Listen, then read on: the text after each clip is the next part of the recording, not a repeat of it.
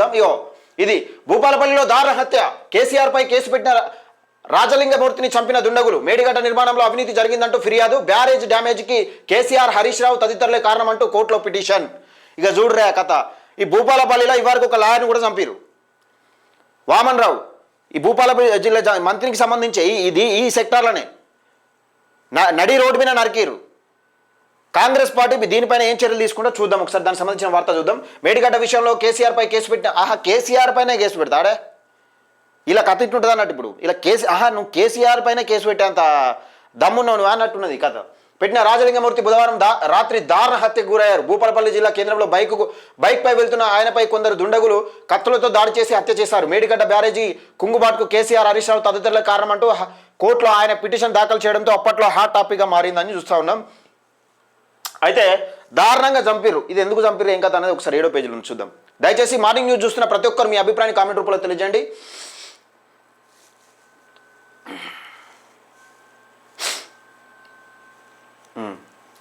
ఏడా ఇక్కడనే ఇగో భూపాలపల్లిలో దారుణ హత్య, కేసీఆర్ పై కేసు పెట్టిన రాజలింగమూర్తిని చంపిన దుండగులు కాదు, మన్ను కాదు, పక్కా ప్లానింగ్ కోసం తీసారు. దీన్ని ప్రభుత్వం నిజంగా ప్రతిష్టాత్మకంగా తీసుకోవాలి. కాళేశ్వరం అవినీతి అని నేను చెప్పిన కదా, కాళేశ్వరం ప్రాజెక్టు అనేది అవినీతి అనేది బయటకు తీయరు. దానిలో ఎలక్ట్రల్ బాండ్ల ద్వారా కేసీఆర్ బీఆర్ఎస్ పార్టీకి, బీజేపీ పార్టీకి, కాంగ్రెస్ పార్టీకి అన్ని పార్టీలకు పైసలు ముట్టినాయి.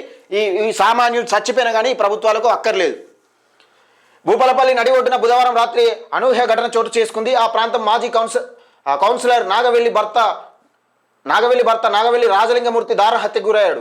ప్రత్యక్ష సాక్షుల కథనం ప్రకారం, ఇంకా ప్రత్యక్ష సాక్షులు అక్కడ సంపంగా కూడా చూసిరండి. ఇట్లా సాక్షుల కథనం ప్రకారం వివరాలు అంబేద్కర్ విగ్రహం నుంచి బస్టాండ్ వైపు బైక్ పై రాజలింగమూర్తి వెళ్తుండగా హత్యకు గురయ్యారు.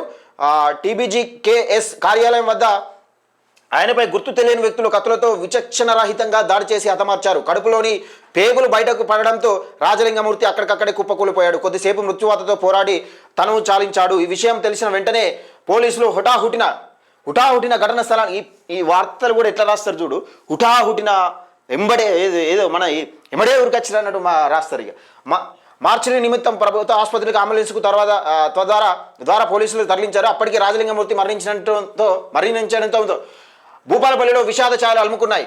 మరణించినట్టు అప్పటికే. భూపాలపల్లిలో నాగవెల్లి రాజలింగమూర్తి సామాజిక కార్యకర్తగా గుర్తింపు పొందారు. అనేక సమస్యలపై పలుపెరుగని ఉద్యమాలు సాగించారు. తెలంగాణలో సంచలనం రేపిన కాళేశ్వరం మేడిగడ్డ ప్రాజెక్టు నిర్మాణంలో నెలకొన్న అవినీతి అక్రమాలపై కేసు వేసి సంచలన సృష్టించిన ఘనత ఆయనకే దక్కింది. ఇది ఇలా ఉండగా మృతుడి భార్యతో పాటు కుమారుడు ఉన్నారు. రాష్ట్ర అసెంబ్లీ ఎన్నికల అనంతరం కాంగ్రెస్లో చేరినప్పటికీ సానుభూతిగా వ్యవహరిస్తున్నారు. సామాజిక కార్యకర్తల పేరున్న నాగవెల్లి రాజలింగమూర్తిని ఎవరు హత్య చేశారనే అంశంపైన పోలీసులు ఆరా తీస్తున్నారట. హత్యను ఖండించిన ఎమ్మెల్యే గండ్ర, మాజీ కౌన్సిలర్ భర్త నాగవెల్లి రాజలింగం ఖండిస్తే హత్యను ఖండిస్తే ఏమవుతుంది? ఆ హత్యకు కారకులైన వారిని ఎవరినో శిక్షించాలి. ఇది హత్యను వెంటనే ఖండించడం, సానుభూతి తెలిపినాం. సచ్చినాక సానుభూతి ఎవరికి కావాలి? ఆ చావుకు కారణమైన వాళ్ళు ఎవరో తీసుకొచ్చి జైలు బారు దొబ్బితే కఠిన శిక్ష వేస్తే తెలుస్తుంది. ఇప్పుడు వామన్ రావు దంపతులు చనిపోయారు.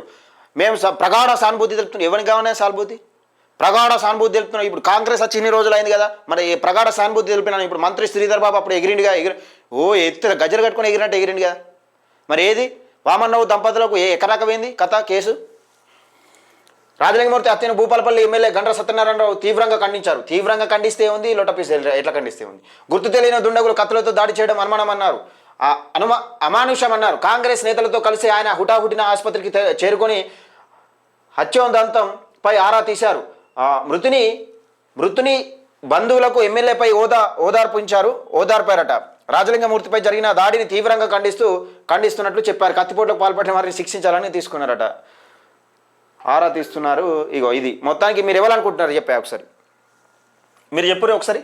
దయచేసి మార్నింగ్ న్యూస్ చూస్తున్న ప్రతి ఒక్కరు మీరు ఎవరనుకుంటున్నారు చెప్పండి. ఈ అభిప్రాయాన్ని కామెంట్ రూపంలో. కాళేశ్వరం ప్రాజెక్టు అవినీతిపై కేసు వేసిన వ్యక్తి మరణానికి కారకులు ఎవరని భావిస్తున్నారంటే చెప్పురు ఒకసారి చూద్దాం. ఈ దొంగ దొరకడు. ఎందుకు దొరకడంటే దొరకడు అంతే. అది ఈ దొంగ దొరకడు, వానికి శిక్ష పడ్డా కానీ అంత పెద్దగా 4 రోజులు తూతూ మందరంగా అలా జైలు వస్తాడు, తీసుకొస్తాడు బయటకు అంతే. దొరుకుతాడే దొంగ దొరుకుతాడు చెప్పుడు మీరు ఒకసారి. ఇది కథ. ప్రభుత్వాలు ఏరుకోరేంచుకున్న ప్రభుత్వాలు. నడి రోడ్డు మీద నరికి చంపితే తెలియలే.